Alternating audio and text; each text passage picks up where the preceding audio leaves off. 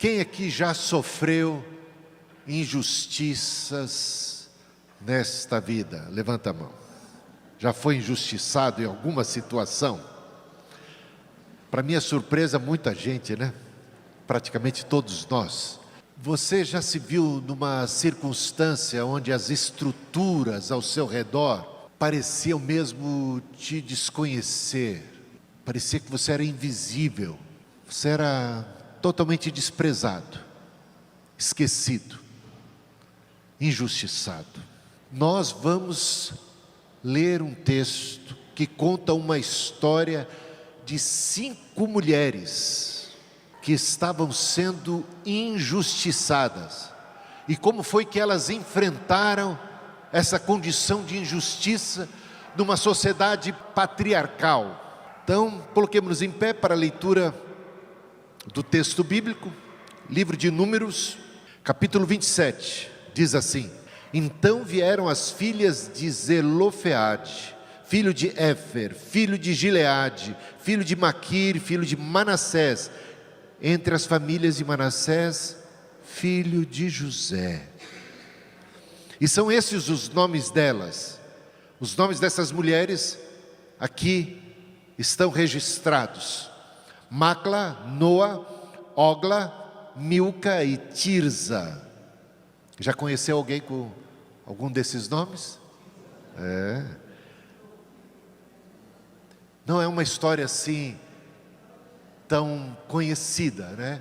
Mas é linda essa história.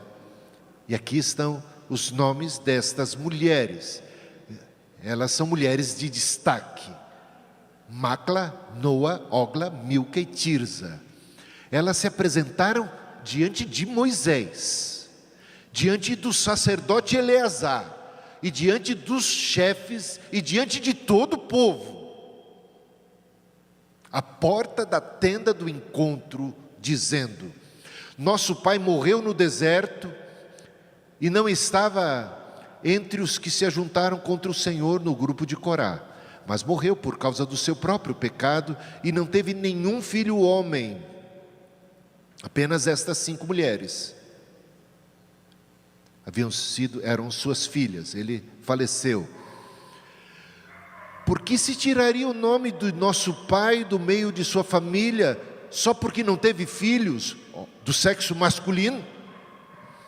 Dê-nos uma herança entre os parentes de nosso pai. Moisés apresentou a causa delas ao Senhor, e o Senhor disse a Moisés: As filhas de Zelofeade estão pedindo o que é justo. Certamente você deve dar-lhes propriedade como herança entre os parentes do pai delas, e deverá transferir a elas a herança do pai. E diga aos filhos de Israel: se alguém morrer e não tiver filho, passem a herança dele para a sua filha. E se não tiver filha, deem a herança aos filhos dele. Porém, se não tiver irmãos, deem a herança aos irmãos do pai dele. Se também o pai não tiver irmãos, deem a herança ao parente mais chegado de sua família, para que tome posse dela. Isso será prescrição de direito aos filhos de Israel, como o Senhor ordenou a Moisés. Amém. Podem assentar.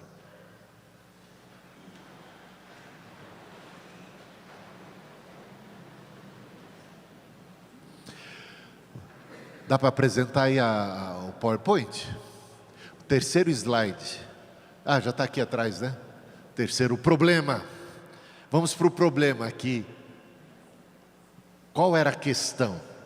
Qual era a encrenca que levou essas mulheres a se apresentarem diante de Moisés, diante do sacerdote, do sumo sacerdote, e diante dos líderes de Israel? Essas 5 mulheres se apresentam diante das maiores autoridades do povo. O problema era o seguinte: naquele tempo a herança da terra só passava de pai para filho. Entenda-se, pai para filho, homem. Assim era naquele tempo. o que aconteceu? Morreu o pai destas 5 mulheres e não tinha filho, só tinha ele tido estas 5 filhas. A propriedade, que era herança do pai, prometida para o pai, na distribuição da terra de Israel para todo o povo, não caberia a elas por herança, por serem mulheres. Segundo a lei, até então, as mulheres não tinham direito à herança. E como ele morreu, o pai, e não tinha tido filhos, o pai não teria mais herança alguma. O problema então é que estas mulheres estavam deserdadas, não tinham direito à terra, não tinham direito à herança. E por conta disso, aí a gente tem que voltar no tempo, mas voltar muito, muito tempo atrás, gente. Não tem nada a ver com o nosso século, são questões de um outro tempo, para entender a ousadia destas mulheres. A gente pode até passar aqui para o próximo slide. A coragem delas para questionarem, para se apresentarem diante de Moisés, diante dos líderes do povo, diante de todas aquelas autoridades. As mulheres não tinham voz naquela sociedade. As mulheres não tinham direito à herança. As mulheres eram marginalizadas, elas não tinham direito à fala, mas estas não vão ficar caladas, estas vão se levantar num contexto patriarcal, machista, onde a mulher não tem direito à herança e não tem direito à fala. As 5 se apresentam diante do líder maior, Moisés, diante do sacerdote, diante de todos os líderes tribais, para reivindicarem, para reclamarem o seu direito, que segundo a Constituição, não era direito delas. Elas estão querendo que a Constituição seja mudada, elas estão querendo que a lei seja mudada, elas estão pedindo algo muito radical. E como mulheres se apresentaram. Olha a coragem dessas mulheres. Aí tem uma questão, gente. Elas estão crendo que Deus é justo. Elas estão buscando a Moisés, porque Moisés busca Deus. E elas estão crendo que a causa delas é uma causa justa, e que Deus fará justiça. Elas não se calaram. Próximo slide, a gente vê o seguinte: e Deus não se calou.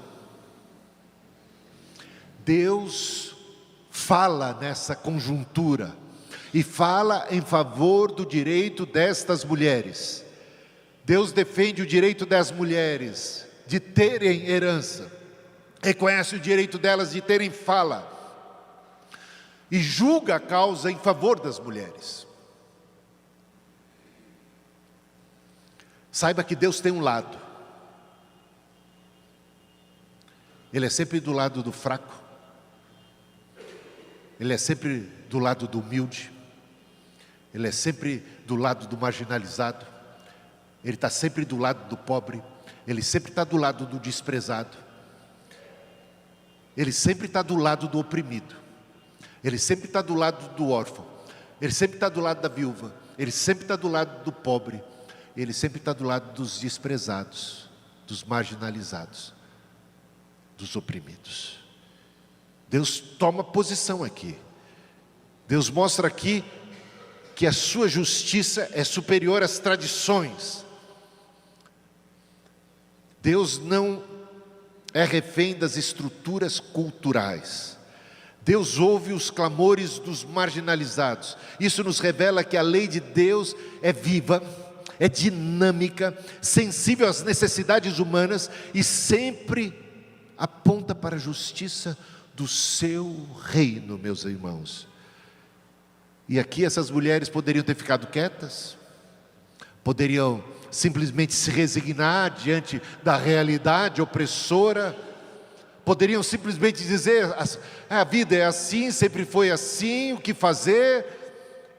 Poderiam ter apenas uma fé para aguentar o tranco e suportar o fardo, como tanta gente é capaz de fazer em situações semelhantes. Mas elas têm uma fé ativa, elas têm uma fé que as move com ousadia, elas vão para o enfrentamento, elas estão se expondo numa sociedade patriarcal, elas correm o risco, elas reivindicam o seu direito. Não é uma fé passiva que espera que tudo vá cair do céu.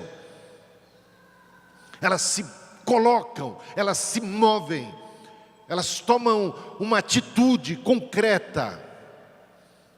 Tem gente que espera passivamente que as coisas aconteçam e que as coisas caiam do céu.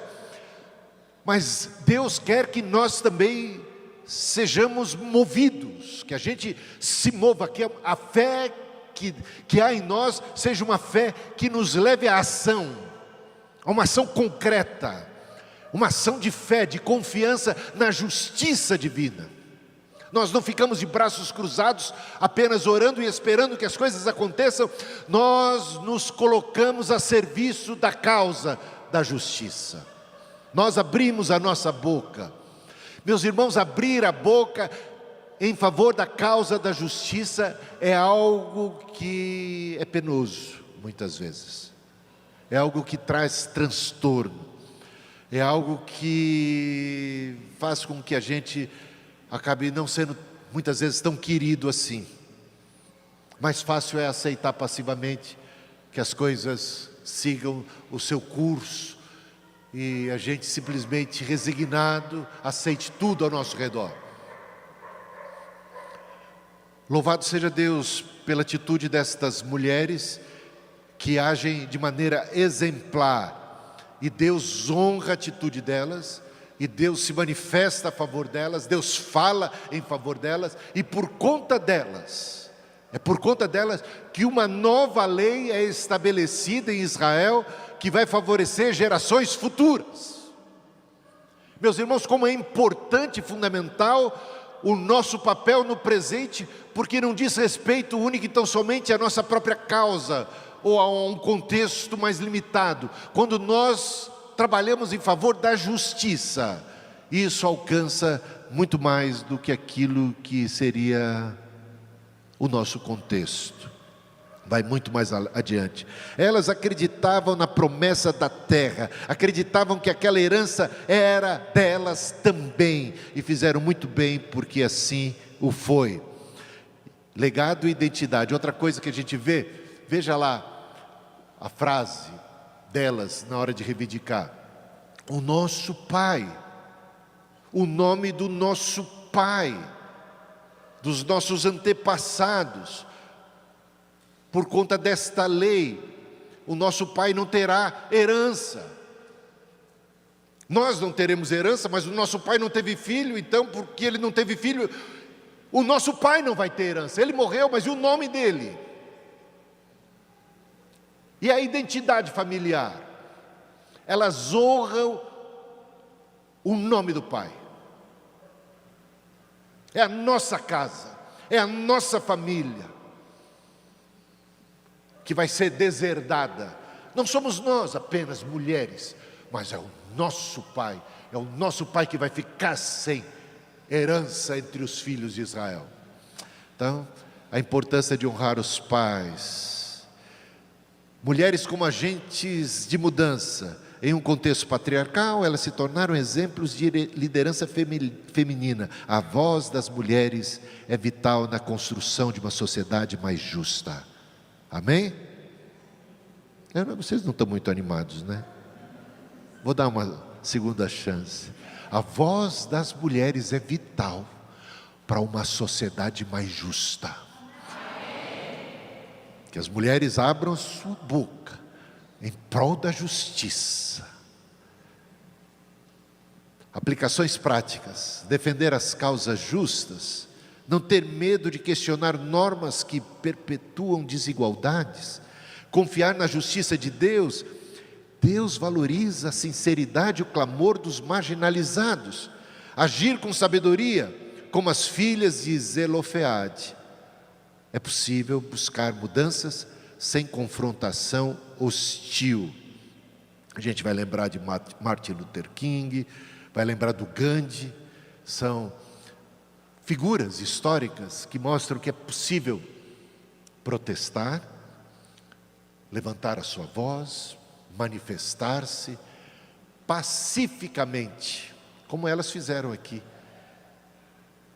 Fazer movimentos que reivindicam os direitos civis, de modo pacífico, mas eficazes. Moisés levou o caso a Deus. Líderes devem buscar a orientação divina em questões complexas, reconhecendo que a justiça emana de Deus. O próximo slide diz: o reino de Deus, meus irmãos, é um reino de justiça, de igualdade. Paulo, escrevendo aos Romanos, capítulo 14, versículo 17, assim disse Paulo: porque o reino de Deus não é comida, nem bebida, mas justiça, paz e alegria no Espírito Santo. O reino de Deus é um reino de justiça. Deus é justo. E ainda mais, falando aos Gálatas, capítulo 3, versículo 28, não há judeu, no reino de Deus não há que se ter distinção entre judeu e grego, entre judeus e palestinos. Essa maldita guerra que existe por causa das distinções, por causa das barreiras étnicas, por causa dos conflitos dos povos. No reino de Deus, meus irmãos, não há lugar para nós e eles. No reino de Deus não há judeu nem grego, não há escravo nem livre, não há homem nem mulher, porque todos vós sois um em Cristo Jesus. Isto é um texto revolucionário. Isto aqui é revolução, meus irmãos, revolução de conceito. No reino de Deus não há lugar para distinções entre homens e mulheres, entre gregos e troianos, entre palestinos e judeus, brasileiros e argentinos, chineses, japoneses. Reino de Deus é outra história, a justiça do reino de Deus. Essa história não é apenas sobre a herança de terras, ela é um prenúncio, um sinal do reino de Deus, porque no reino de Deus ninguém é invisível, ninguém é excluído, a justiça e a dignidade são igualmente para todos, sem exceção. Exemplos então na história da igreja, vou citar apenas 3 exemplos. Falei aqui de Martin Luther King, posso até começar por ele aqui, vou começar pelo último. Ele lutou pelos direitos civis. Meus irmãos, é um absurdo, uma nação cristã,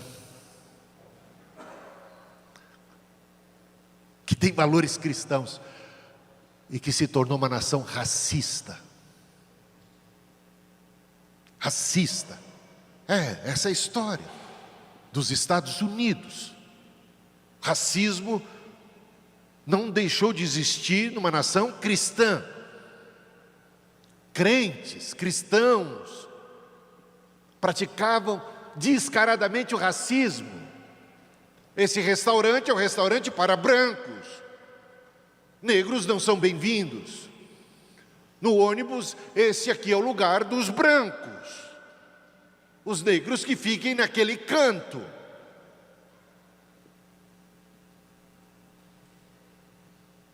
E assim, um pastor negro, Martin Luther King Jr., levantou a sua voz clamando por justiça, por direito, que os negros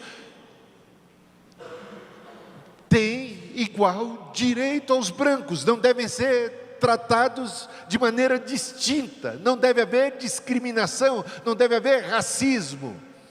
E um baita movimento em prol dos direitos civis, ele liderou, e que promoveu, com o passar do tempo, deu os devidos frutos, os devidos resultados. Mas a quanto custo foi ele assassinado? A custo da própria vida. Lutar, abrir a boca em favor dos direitos é sempre um grande risco, meus irmãos. Mas Deus nos conclama a sermos comprometidos com a justiça, com o que é justo. E há muita injustiça no nosso mundo hoje. Vamos falar de John Wesley, o pai do metodismo, do movimento metodista. Uma coisa horrorosa era praticada por nações cristãs naquela época: o tráfico negreiro, a escravidão. Sejam católicos, sejam protestantes, os cristãos tinham escravos, praticavam os governos cristãos o tráfico negreiro. John Wesley, no seu tempo, em 1700, século XVIII, se levantou contra a maldita escravidão. Ele escreveu um livro contra a escravidão. A sua última carta antes de morrer, 6 dias antes de morrer, ele escreveu uma carta para William Wilberforce. Quem conhece um pouco de história sabe que foi ele, o corajoso, o ousado, audacioso parlamentar inglês que propôs o fim da escravidão, o fim do tráfico negreiro. Mais de 20 anos de luta, e ele era motivo de chacota, ele era desprezado, mas era um discípulo de Wesley, desse pai do metodismo. E John Wesley, antes de morrer, disse: não desanime, continue firme nesta batalha. E assim foi que William Wilberforce manteve-se firme, e 20 e tantos anos depois da sua proposta de fim do tráfico negreiro, de fim da escravidão nos territórios do Reino Unido, acabou-se votando contra a escravidão. Que luta, que dificuldade foi. E isso promoveu um efeito em cadeia, desencadeou um movimento mundial. A gente sabe que aqui no Brasil não houve nenhuma revolução para que a princesa Isabel assinasse, a abolição dos escravos. Por pressão de países como a Inglaterra, que se deu o fim da escravidão aqui em território brasileiro, graças a pessoas como John Wesley, William Wilberforce. E vamos falar do primeiro bispo metodista livre, que Benjamin Tito Soberts, o fundador da Igreja Metodista Livre. Aconteceu o seguinte: com o passar do tempo, o metodismo tomou conta dos Estados Unidos. 1 em cada 3 americanos eram metodistas. Sabia disso? Meados do século XIX, 1850. 1 em cada 3 cristãos ou eu diria, pessoas que professavam fé, que iam à igreja, 1 em cada 3 americanos era metodista. Então o metodismo era fortíssimo, a maior denominação em solo americano, em meados do século XIX. E o que aconteceu? Com o passar do tempo, com o crescimento, a igreja precisa tomar cuidado. Porque o secularismo, o mundanismo, a cultura, tende a se infiltrar de modo a solapar, a diminuir ou a desvirtuar os princípios e os valores do metodismo, contra a escravidão, a favor do direito dos pobres, dos mineiros. Então, todas as revoluções que o movimento metodista produziu, aquele avivamento tremendo, com o passar das décadas, e tornando-se a maior denominação em solo americano, ela, em alguns lugares, passou a adotar uma prática que era comum da igreja católica, de outras igrejas, batista, presbiteriana, luterana, que era a venda ou o aluguel de bancos para famílias mais abastadas. Naquela época as pessoas faziam muita questão de sentar nos primeiros bancos. Eu vejo que aqui não é o problema, aqui não íamos ganhar muito dinheiro alugando os primeiros bancos. Mas era outro tempo. E igrejas metodistas adotaram tal prática que era comum, uma prática generalizada. E lá estava a igreja vendendo ou alugando assentos na igreja, o que privilegiava os ricos em detrimento dos pobres. E acontecia até de repente a igreja ficar lotada, cheia, os pobres em pé, a família abastada que tinha direito a tal banco não foi, mas ninguém podia sentar naquele lugar, porque aquilo era uma cadeira cativa que pertencia à família tal e tal, e os pobres em pé. Uma vergonha, uma prática nojenta, horrenda, deprimente, horrorosa, injusta, sectária, tudo você pode imaginar, de ruim, e que era aceita, praticada. Aí alguns pastores se levantaram contra, pastores metodistas protestaram, se levantaram líderes, se levantaram dizendo, isso é um absurdo, isso vai contra a essência do cristianismo. Estamos fazendo acepção de pessoas, Deus não faz acepção de pessoas. E aí vão trazendo tantos e tantos textos bíblicos que tratam a respeito do assunto. E aí lembra-se da história de John Wesley. Se John Wesley estivesse vivo hoje, vendo esse absurdo que está sendo praticado dentro das igrejas metodistas, o que diria ele? Deve estar se revirando lá na tumba, por conta de tal prática absurda. Então, foi que Benjamin Tito Roberts liderou um movimento de protesto, com o intuito de acabar com aquela prática. E ele era um escritor profícuo, ele era editor de uma das revistas mais conceituadas, e ele começou a escrever um artigo atrás do outro, até que ele foi condenado. Fizeram um concílio, e ele foi condenado, ele foi expulso, junto com ele outros pastores, expulsos porque estava mexendo com os ricos da igreja. E aí surgiu a Igreja Metodista Livre. Sabe por que é livre? Tem gente que não entende isso direito, interpreta até mal, né? É livre porque pode tudo na igreja, né? Não é isso. Livre porque todos os assentos são livres. Livre por causa disso. Todos os assentos são livres para todo mundo sentar. Livre para quem quer que seja. Porque nós somos livres de discriminação social, racial, de qualquer espécie de preconceito que discrimina, que diminui o ser humano. quer seja pela questão social, a questão da cor da pele, racial, qualquer coisa desse tipo.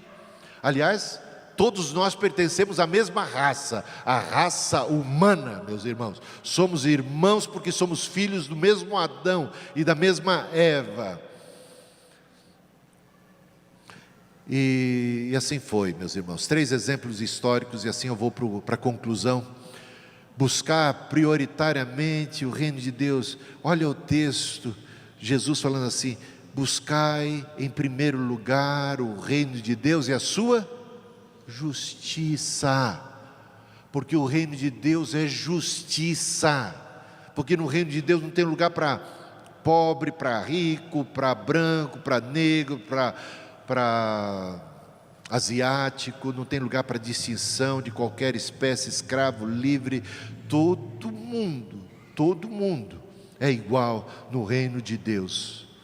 Porventura, veja, Isaías 58, eu vou ler esses 2 textos da Bíblia, Isaías 58 e Jeremias 22. Primeiramente, Isaías 58, versículos 6 e 7. Porventura, Deus é quem está falando, tá? Porventura, não é esse o jejum que escolhi? Que soltes as ligaduras da impiedade, que desfaças as ataduras da servidão, que deixes livres os oprimidos e que despedaces todo jugo? Porventura não é também que repartas o teu pão com o faminto e recolhas em casa os pobres desamparados? E em Jeremias 22, 3, assim diz o Senhor: praticai o juízo e a justiça, e livrai o oprimido das mãos do opressor, e não oprimais nem façais violência ao estrangeiro, ao órfão e à viúva, e nem derrameis sangue inocente neste lugar. Que texto contemporâneo esse que acabamos de ler, não é? Vamos repetir? É recado, é lapada de Deus para todo lado. Assim diz o Senhor: praticai o juízo e a justiça, livrai o oprimido das mãos do opressor. É nossa obrigação, é mandamento de Deus, nós livrarmos o oprimido da mão do opressor. Não podemos nos calar. E não oprimais, nem façais violência ao estrangeiro. Meus irmãos, quanta discriminação em relação aos estrangeiros, quanta opressão, quanto desmando, quanta injustiça. Nem vamos falar do que está acontecendo nos Estados Unidos em relação aos estrangeiros, sendo que os Estados Unidos é uma nação estrangeira. Todo mundo que está lá, tirando os nativos, vieram de outros lugares, ou não? Sabe o que Deus disse para o povo de Israel? Disse: nunca se esqueçam que vocês foram estrangeiros nesta terra. Portanto, tratem bem os estrangeiros, lembrando-se que vocês mesmos foram estrangeiros nesta terra. E a gente passa o tempo, a gente se sente dono do pedaço, não é não? Dono do pedaço. E aí descarta e trata os outros com injustiça. Praticai o juízo, a justiça, livrai o oprimido das mãos do opressor, e não oprimais, nem façais violência ao estrangeiro, ao órfão e à viúva, nem derrameis sangue inocente nesse lugar. Nessas malditas guerras, as crianças, os inocentes estão morrendo. Ontem li uma reportagem, 50 mil palestinos, crianças palestinas, foram assassinadas brutalmente por conta da guerra. É claro que os outros animais atacaram Israel, mas quando é que vai parar essa matança? Tem muito inocente pagando pato, de um lado e de outro, é sempre assim na guerra. Gente, a guerra é uma coisa maldita. Quanta vida inocente sendo ceifada, quantas barbaridades, em nome do quê? Para onde a gente vai com tudo isso? Parece que não tem fim. A gente avança na inteligência, até na inteligência artificial, avança na ciência, mas parece que não avança na humanidade, não avança no coração, não avança na cortesia, não avança no diálogo, só avança na violência, é um avançando no outro. Isso é terrível, meus amados irmãos e irmãs, isso é terrível. Eu fico pensando, onde é que a gente vai parar? Agora é o Irã possivelmente desenvolvendo urânio para ter bomba atômica. Onde é que a gente vai parar? Rússia. Deus tem misericórdia. Vivemos num mundo esquisito, gente. Desde que eu me entendo por gente, eu ouço falar de guerra e não para mais de ter guerra. Não para. Sempre teve guerra. Sempre tem alguma guerra nos noticiários. Quanta injustiça, quanta maldade, quanta violência, quanto desejo de poder, quanta ganância. A história dessas 5 filhas de Zelofeade, ela nos ensina que Deus vê quem a sociedade não vê. Deus ouve quem muitos não querem ouvir. Deus se importa com quem frequentemente é esquecido. Assim como as filhas de Zelofeade não se calaram diante da injustiça, nós também não podemos nos calar. O reino de Deus não é um lugar de privilégios, de sala VIP, mas de justiça, paz e alegria no Espírito Santo. Quando a igreja se levanta para defender os que não têm voz, ela manifesta o caráter do reino. E que nós, como elas, sejamos agentes dessa transformação em nossa casa. Como é que está a questão do direito, da justiça em casa? Ou tem gente cantando de galo dentro de casa? Em casa tem que ter justiça. Em casa, na igreja, na sociedade. Afinal, em Cristo todos somos herdeiros da promessa. E se você hoje se sente desprezado, esquecido, sem voz, sem valor, saiba do seguinte: Deus te vê, Deus te ouve, Deus se importa com você. E mais que isso, Ele te convida a ser herdeiro, a ser herdeira do reino. Você tem herança no reino de Deus.